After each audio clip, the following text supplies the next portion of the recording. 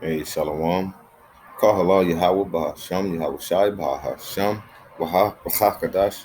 Double honors to the apostles, the great millstone, taught me his word. Peace and blessings to you, Akim. Let's pushing this word in truth and sincerity to the Aquafters out there listening as well. Shalom. This is Mathia from the GMS Dallas camp, and was reading an article here. This is from The Guardian, okay? And it's going into that Beirut explosion. It says death toll rises to 135 as about 5,000 people are wounded.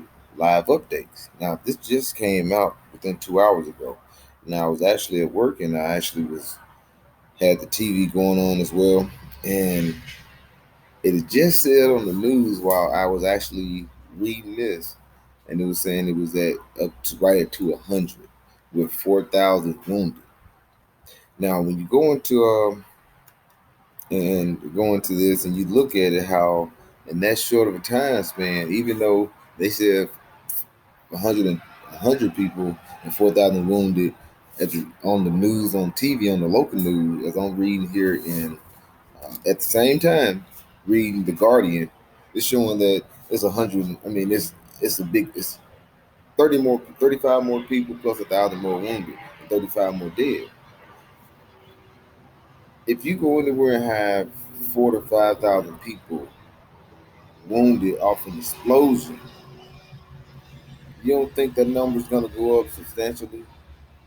It's just hard to see that many people off an explosion. Like it was just 100 and 135 people walking around, but it affected 5,000 people. That wasn't fireworks either. As brother out of New York, GMS, I believe Omar Gabar, if I'm pronouncing the brother name correctly, he did a beautiful video showing how that wasn't an explosion from fireworks. Okay, and you can, and it shows that it is that was a that was a bomb. Matter of fact, it's a video that actually shows the explosion that happened when the attack, the airstrike attack that Russia did in, where was that, Syria? It was an aerial view, and it showed like comparison to what happened in Beirut, and it looked like the same thing, like the little plume of smoke that goes out after the explosion. So this is something that we have to look at. Hey, we're in a time where World War III is actually here. It's occurring, but it just haven't became a full-fledged, all-out war throughout the world. If that how you take it throughout the world, it hasn't fired up. It's just like a fire. You ignite a fire right here, it's going to spread throughout the world. Eventually, it's going to engulf wherever it is where fire can be ignited.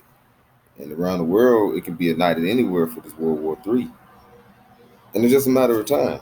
That's why we're sitting at home, this fear of coronavirus. They talking about um, stimulus checks and keep giving you money, but the money no good. But if you look at but not to digress or not to change the subject, if you look at this here, this was just off brothers and through the spirit and just me uh, looking at what I see through the spirit.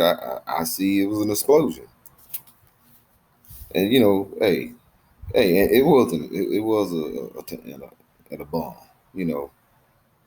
But all in all, that's just Yahweh just pleading for his people, and that's why I really wanted to go into the word plead today.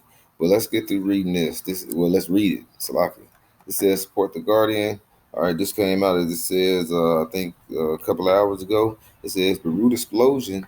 Death toll rises to 135, and about 5,000 people wounded are wounded. Live updates. Okay, let me go down here. Now it says Lebanon government has declared a 2 week state of emergency after two huge explosions on Tuesday killed at least 135 people and wounded 5,000. Right? Prime Minister Hassan Diab said the cause of the explosion was 2,700 tons of aluminum nitrate, a common industrial chemical used in a fertilizer and a component in mining explosives. Okay, and an initial investigating has reportedly found years of inaction and negligence around the removable of the ammonium nitrate is to blame for the blast. Just don't see that. All right.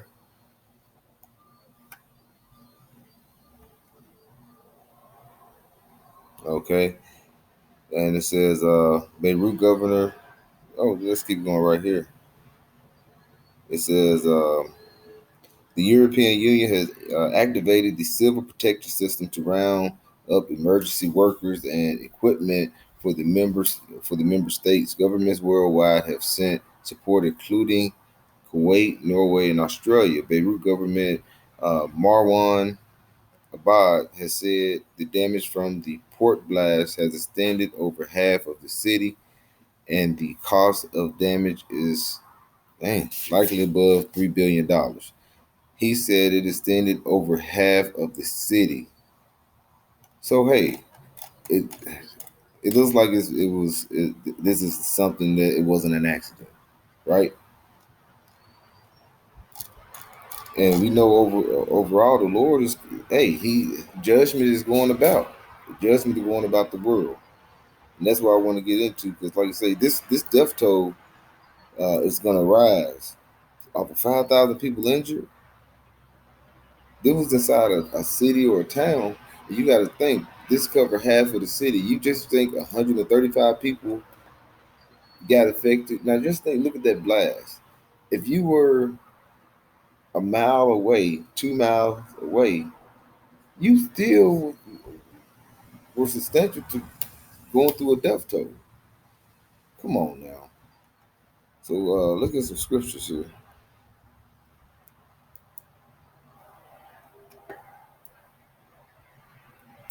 You know what? Before I get that, let's go to Joel.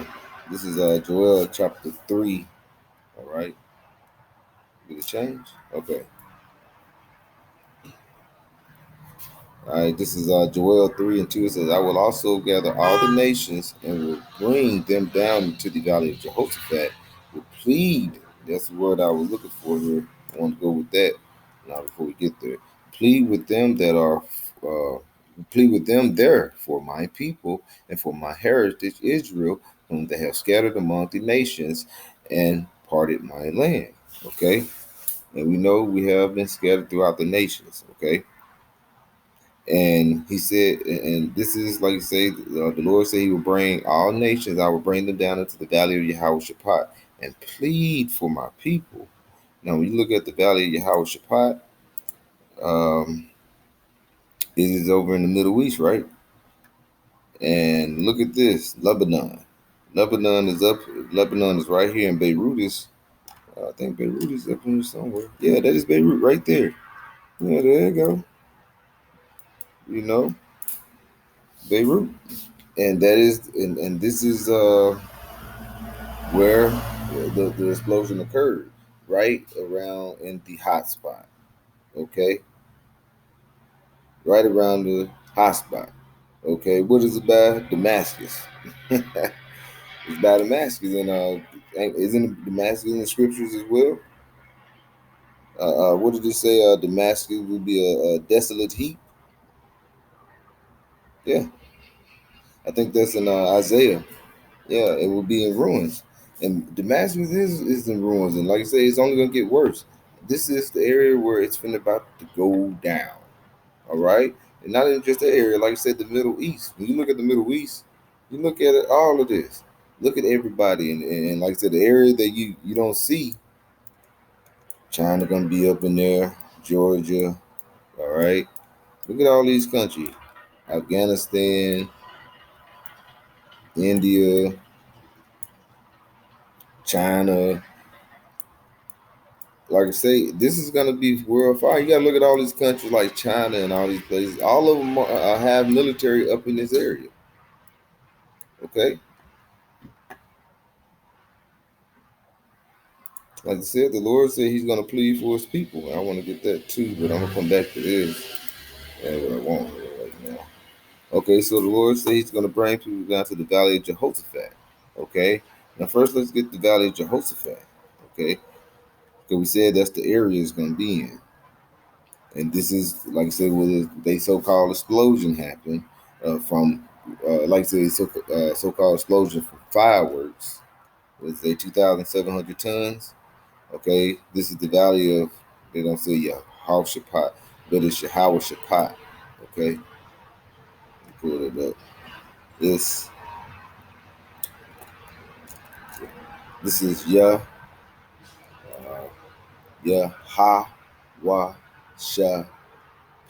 So he would say Yahawashapata, and but that's like a connector there, so that ta will be turned around, like it would say at. I mean, it would say it would be like pa at instead of ta.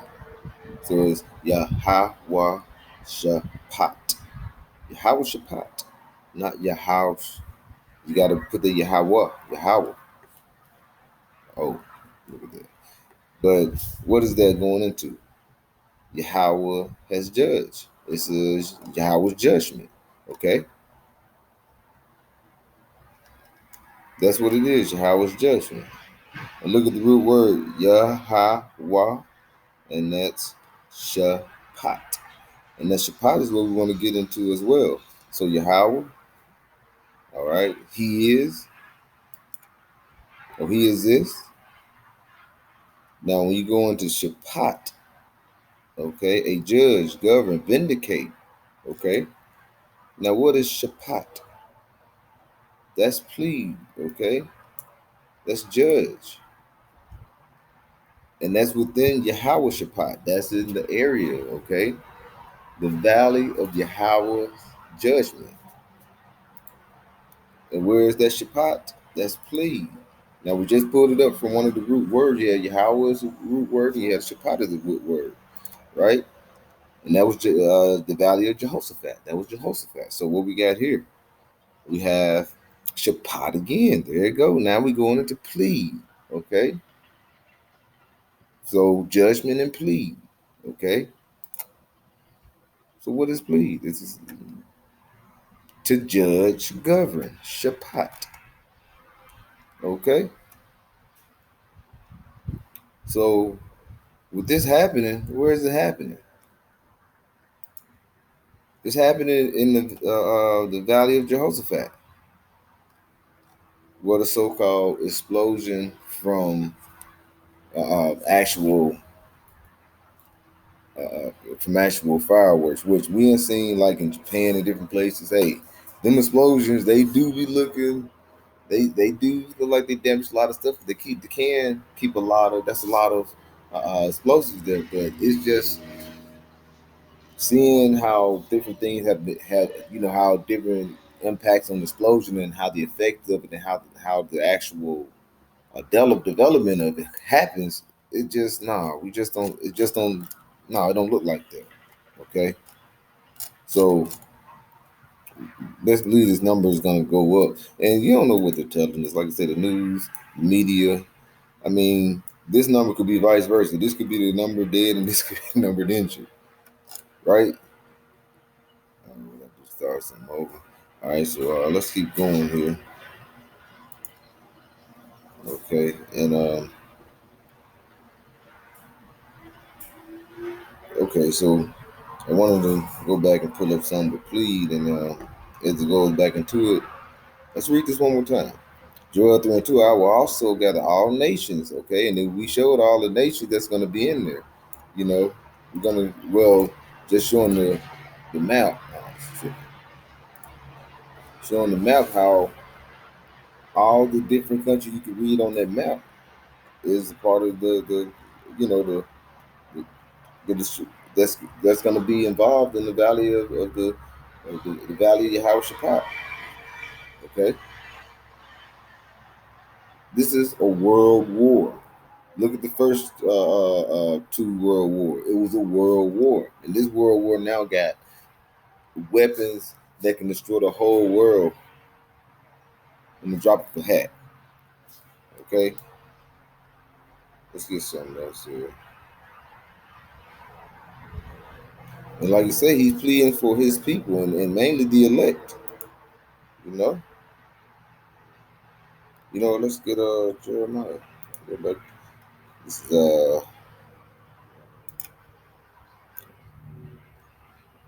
you know, Jeremiah 50 and 34. You know what? Let's start up here in verse 33. It says, "Thus saith Yahweh of hosts." Okay, Yahweh of many armies. The children of Israel and the children of Judah were oppressed together. And where are we oppressed together here? Here in Babylon, Babylon the Great, Sodom and Egypt. Okay, and all that took them captives held them fast. They refused to let them go. And who are those people that won't let us go? Okay, who are those people? Who are those nations that won't let the nation of Israel go? Hmm?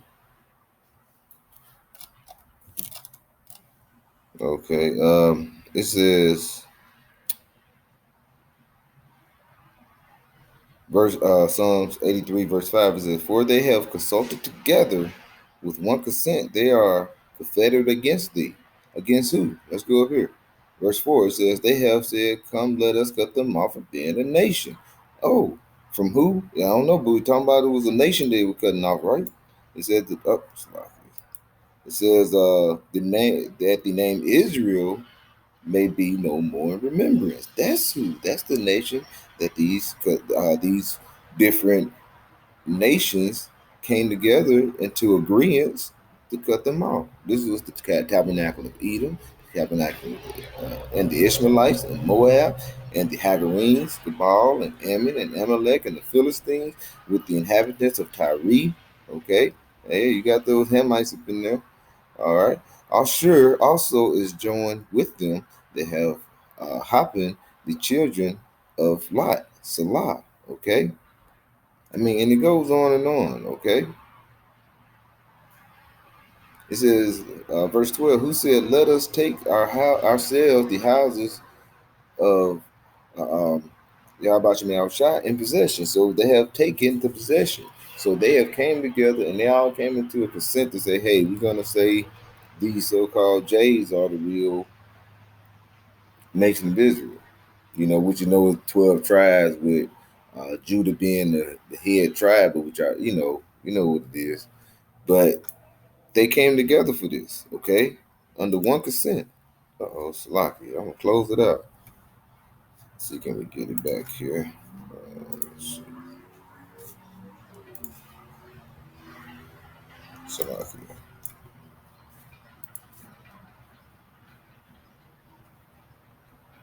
There we go.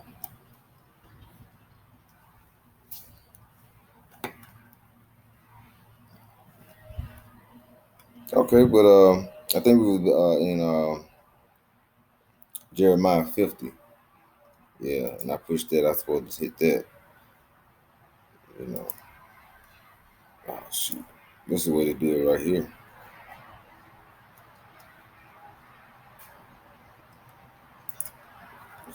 Push. Okay, back to Jeremiah 50 and 34. And it reads, it says, their Redeemer is strong. Because we just read, Judah and Ephraim were oppressed together, right? I mean, the children of Israel and the children of Judah, so the northern and the southern kingdom is oppressed together here. So it says, verse 34, their Redeemer is strong. Yahweh of hosts is his name. He shall thoroughly plead their cause, that he may give rest to their land and disquiet the inhabitants of Babylon. So he's going to give rest to our land of Israel, and he's going to, like I say, he's going to disquiet the inhabitants of Babylon. The Babylon's going to try to fill their belly. Esau, and before that, the Lord is going to deliver his elect. Like you said, he's going to plead for our case. Okay? And he's going to do that by judging the world. So, Just wanted to go and put that out, Lord willing. This was edifying. I'd like to give all praises to Yahweh, Ba'ashem, Yahweh Shai, Ba'ashem, Waha, Ba'akadash, the one to the apostle of Great Millstone who rule well. Peace and blessings to your Akim that's pushing his word of truth and sincerity, to the Aqua that out there listening as well. Shalom.